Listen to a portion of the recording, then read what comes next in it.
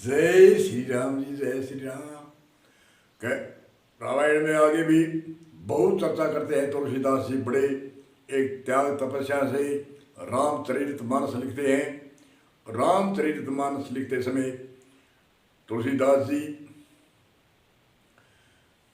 प्रणाम करते हैं। सिया राम मोय जग जानी, सारे संसार को सिया और राम के समान समझ के प्रणाम करते हैं।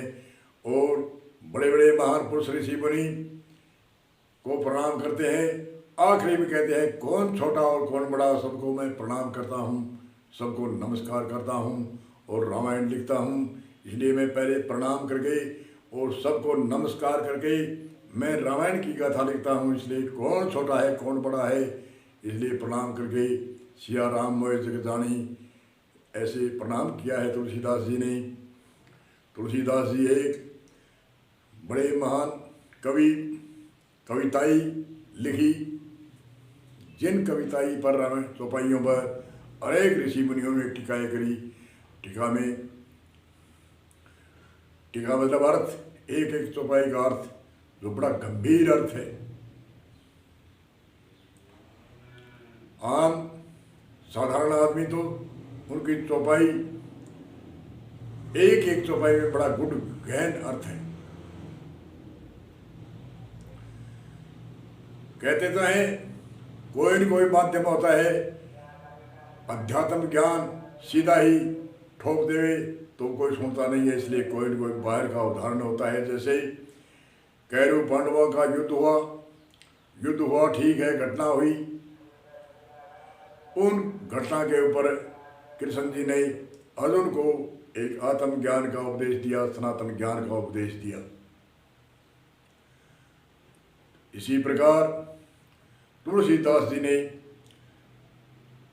रामचंद्र जी महान पुरुष अयोध्या में अवतरण हुए, उनकी जीवनी से लेकर, जन्म से लेकर उनकी जीवनी और जो जो भी कार्य किए, उन कार्य के माध्यम से बीच बीच में अध्यात्म ज्ञान और भक्ति ज्ञान, कर्म योग की साधना, भक्ति योग, ज्ञान योग, अनेक तरह के संतों की महिमा, सत्संग की महिमा, गरिमा, विवेक, वैराग, सम, मन को रोकना, दम इंद्रिय को रोकना, श्रद्धा, सत्य, वेद और संतों में विश्वास रखना, समाधान, मन विषय का नाश करना, उपरांत संसार से दीर्घ नारी गिलानी करके, दीर्घ नेत्र के समान नेत्र को गिलानी करके संसार के विषयों से उपराम रहना, ऐसे ऐसे अनेक तरह के ज्ञान उपदेश रामायण में कहा।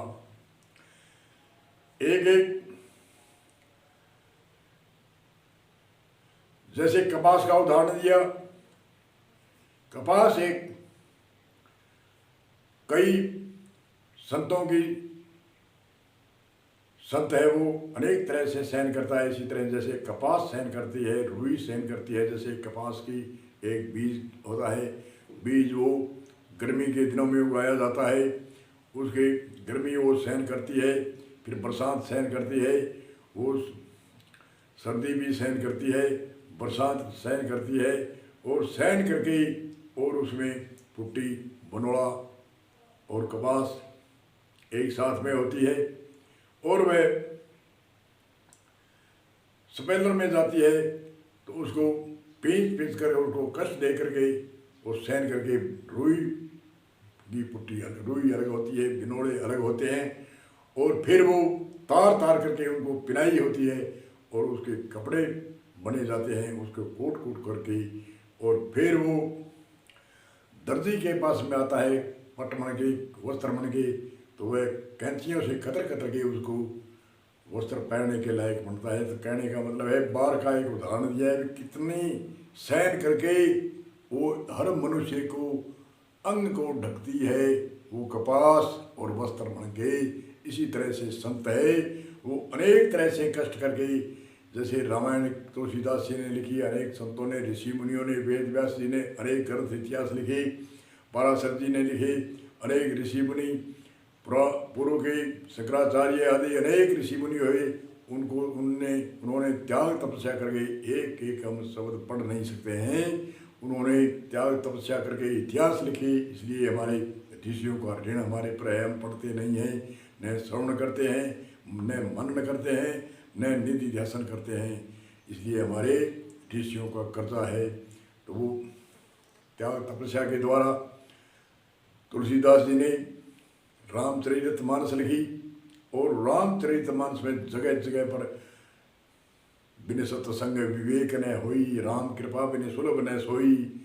सत्संग है वह तीर्थ है, वो तो एक स्थान में है। सत्संग है वो कहीं भी, गली में करो, बाजार में करो, घर में करो, बाहर करो, अंदर करो, कहीं भी करो, ये चलता फिरता तीर्थ। और उस तीर्थों की तिथि होती है प्रयागराज, माह के महीने में आता है, और वैशाख में गंगा का स्नान का पवित्र माना जाता है। पुष्कर कार्तिक के दिनों में अच्छा स्नान मानते हैं। इसलिए सत्संग है वो कभी करो, चाहे गली में करो, खलियार में करो, शहर में करो, चाहे बाहर करो, चाहे वहाँ करो, इतना महत्व होता है। बिन सत्संग विवेक न होई, और राम कृपा बिन सुलभ न सोई। बिना सत्संग बिना विवेक, मतलब विवेक का अर्थ है सत्य है, सत्य का ज्ञान होना, सत्य क्या है और असत्य क्या है। और एक एक यति कितनी, एक चौपाई के अंदर मन हजारों प्रकार का ज्ञान तुलसीदास जी ने भरा है। बड़े भाग मानुष तन पावा, सुर दुर्लभ सब ग्रंथ न गावा। साधन धाम मोखस कर द्वारा, पाइए जहाँ पर लोक सवारा। बड़े भाग से मनुष्य तन पावा। सुर कहते हैं देवता को, देवता भी कहते हैं ये परमात्मा मुझे भी मनुष्य का शरीर देव। और देवता क्यों कहते हैं, देवता 100 वर्ष या 500 वर्ष या 1000 वर्ष का पुण्य को भोग सकते हैं, वो आगे पुण्य को बढ़ा नहीं सकते, मोक्ष मुक्ति कर नहीं सकते।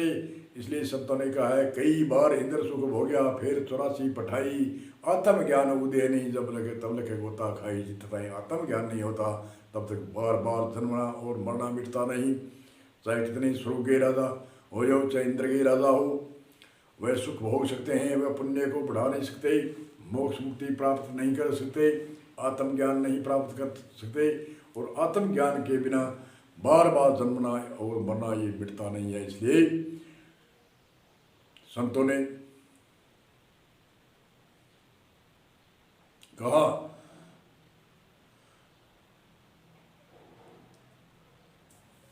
एक यति और दूसरी लाइन में कहते हैं, साधन धाम मोक्ष कर द्वारा। यह मनुष्य शरीर साधन का धाम है, मोक्ष का द्वार है। पाइए जहाँ परलोक स्वारा, ये मनुष्य शरीर पा गए और परलोक को स्वारो। तो तुलसीदास जी की एक एक यति में कोई टीका करने वाले विद्वान ऋषि मुनियों ने बहुत लिखा है। इसमें बहुत सा एक यति में ही विद्वान होते हैं, एक यति में बहुत भी ज्ञान करते हैं। बोलो जय श्री राम, जय श्री राम।